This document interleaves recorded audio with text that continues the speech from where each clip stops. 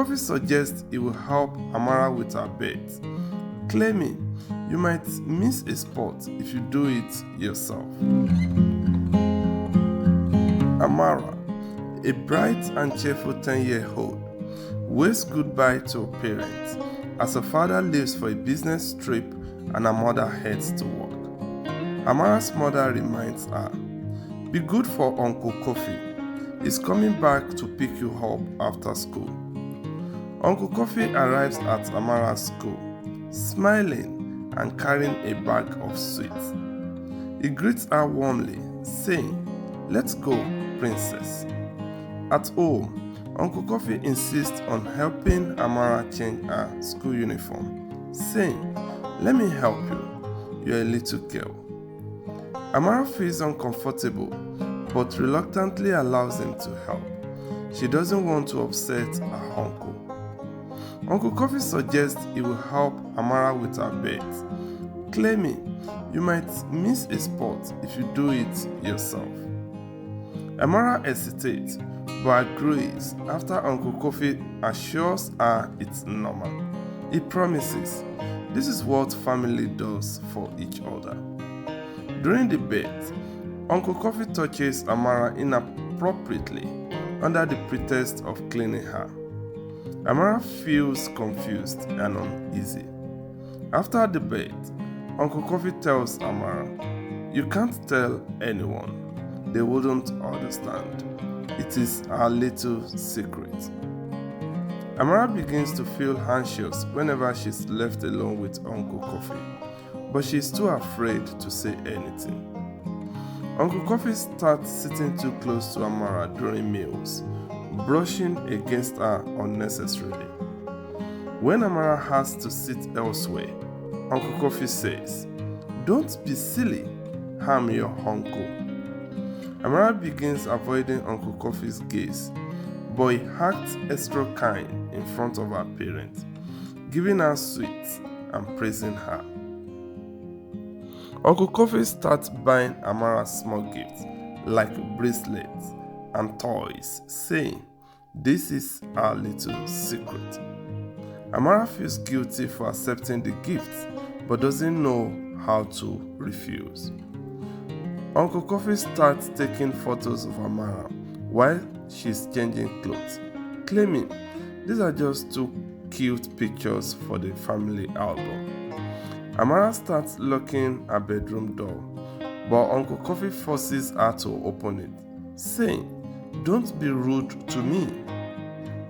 Amara tells her mother she doesn't like staying with Uncle Coffee, but her mother brushes it off, saying, "He is family. He loves you." Uncle Coffee begins scolding Amara for being distant, saying, "You are making me look bad in front of your parents." Amara's anxiety grows and she begins having trouble sleeping at night. Uncle Coffee starts insisting Amara sits on his lap while watching TV, holding her tightly even when she tries to get up. Amara begins avoiding TV time altogether, retreating to her room whenever Uncle Coffee visits. Uncle Coffee starts locking the door whenever he's alone with Amara, claiming, "We don't want anyone interrupting us." Amara writes in her diary, "I feel scared. I wish Mom and Dad were home more often."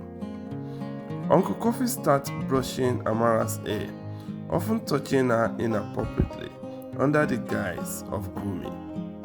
Amara tries to tell her teacher about feeling uncomfortable, but fear stops her from explaining fully. Uncle Coffee forces Amara to hug him before bedtime, holding her tightly even when she resists.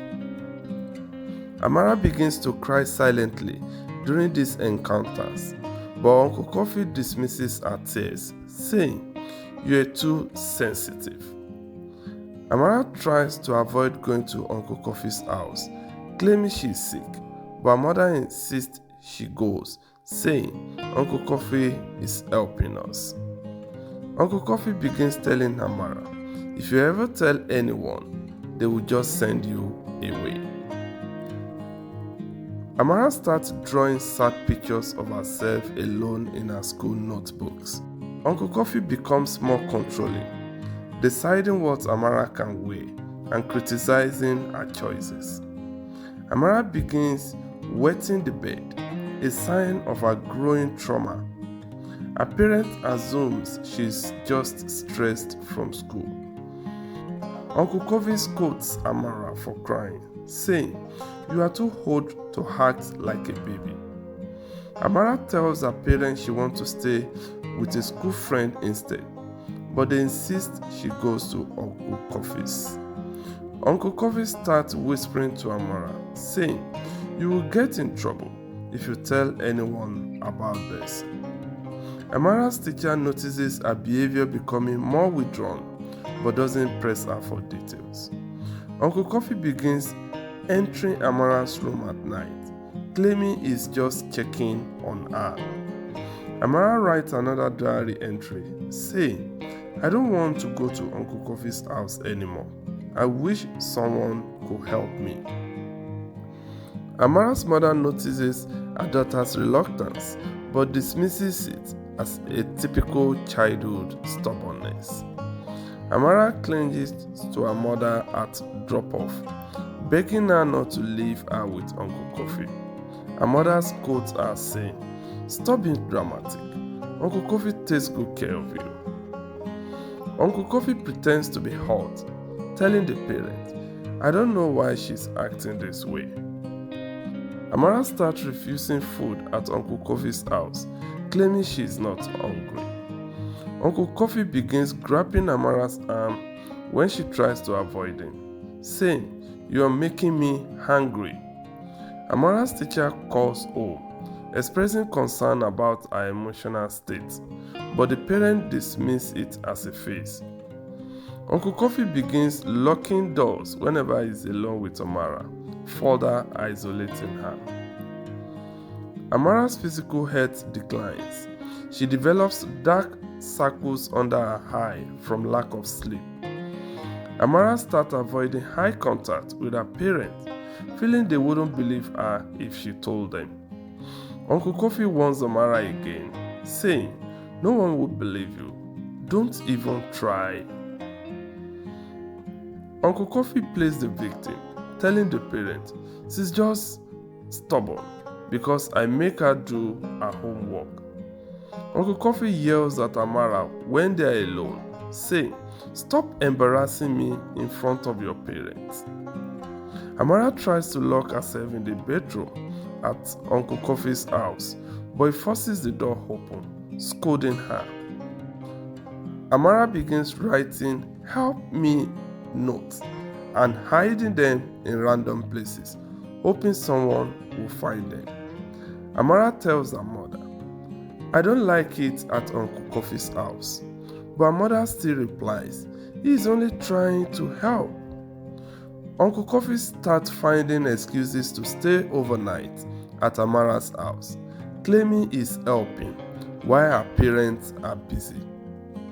Amara develops a fear of being alone, clinging to her mother whenever she's home. Uncle Coffee forces Amara to take pictures with him, saying, "Smile for the camera, or your parents will be upset." Amara hides in her room, crying whenever Uncle Coffee arrives unannounced. Amara begins praying every night, asking for someone to save her from Uncle Coffee. Amara's teacher notices a bruise on her wrist and questions her, but Amara says it's nothing. Uncle Coffee grows bolder. He's the only one who truly cares about Amara, isolating her further. Amara starts avoiding her parents, feeling betrayed that they don't believe her. Uncle Coffee punishes Amara by taking away her favorite toys, saying, "You need to learn to listen." Amara secretly records a voice note on her tablet describing what Uncle Coffee does, but she's too scared to show anyone. Amara's mother finally notices her daughter's withdrawn behavior and decides to speak to Uncle Kofi, who denies any wrongdoing. Uncle Kofi catches Amara trying to write another diary entry and tears it up in front of her, yelling, "You need to face your studies, not wasting time writing stories." Amara begins avoiding sleep, fearing Uncle Kofi will come into her room again during the overnight stays. Her parents start fighting more often about their busy schedules, leaving Amara feeling even more isolated. Amara's teacher decides to escalate her concerns, contacting child services for help. Child services visits Amara's home, questioning her parents about her behavior and her time with Uncle Kofi. Amara breaks down during the interview, revealing the abuse she has endured at Uncle Kofi's hands. Her parents are shocked and initially refuse to believe it, saying Uncle Kofi will never do something like that. Amara shows them her hidden diary entries, which detail everything Uncle Kofi has done.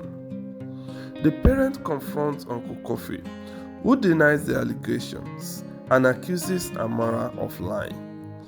Evidence from Amara's notes and testimony from her teacher corroborate her story. Uncle Kofi is arrested. Amara's parents are devastated, realizing they ignored the warning signs. Amara undergoes physical and psychological evaluations, which confirms she hasn't suffered lasting physical harm. Her parents apologize to her, vowing to be more attentive and protective. Uncle Kofi is formally charged, and the family begins the healing process. Uncle Kofi goes to trial, where more evidence of his behavior is presented, leading to his conviction. Amara starts attending therapy sessions to help her process her trauma. Her parents adjust their schedules to spend more time at home, prioritizing Amara's safety and emotional well-being. Amara's teacher becomes an advocate for child safety, sharing her experience to help other students.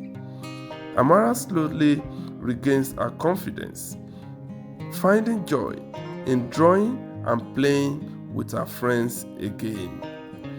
The family begins educating others in their community about the importance of being vigilant with caregivers. Uncle Kofi is sentenced to a lengthy prison term, bringing some closure to the family.